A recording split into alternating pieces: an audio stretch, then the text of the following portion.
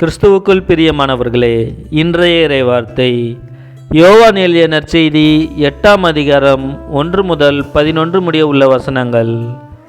அக்காலத்தில் இயேசு ஒலிவமலைக்கு சென்றார். பொழுது விடிந்ததும் அவர் மீண்டும் கோவிலுக்கு வந்தார். அப்போது மக்கள் அனைவரும் அவரிடம் வந்தனர். அவரும் அங்கு அமர்ந்து அவர்களுக்கு கற்பித்தார். மறைநூல் அறிஞரும் பரிசேயரும் விபச்சாரத்தில் பிடிபட்ட ஒரு பெண்ணை கூட்டிக் கொண்டு வந்து நடுவில் நிறுத்தி, போதகரே, இப்பெண் விபச்சாரத்தில் கையும் மையுமாக பிடிபட்டவள்.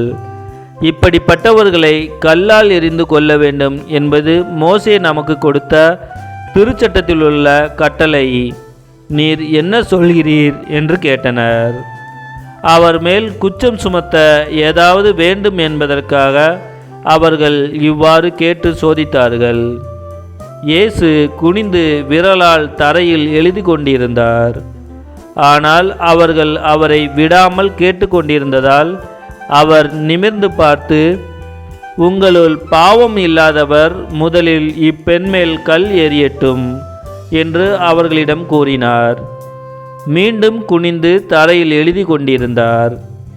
அவர் சொன்னதை கேட்டதும் முதியவர் தொடங்கி ஒருவர் பின் ஒருவராக அவர்கள் யாவரும் அங்கிருந்து சென்று விட்டார்கள். இறுதியாக இயேசு மட்டுமே அங்கு இருந்தார். அப்பெண்ணும் அங்கேயே நின்று கொண்டிருந்தார். இயேசு நிமிர்ந்து பார்த்து, அம்மா, அவர்கள் எங்கே? நீர் குற்றவாளி என்று எவரும் தீர்ப்பிடவில்லையா என்று கேட்டார். அவர், இல்லை ஐயா என்றார். இயேசு அவரிடம், நானும் தீர்ப்பு அளிக்கவில்லை, நீர் போகலாம், இனி பாவம் செய்யாதீர் என்றார்.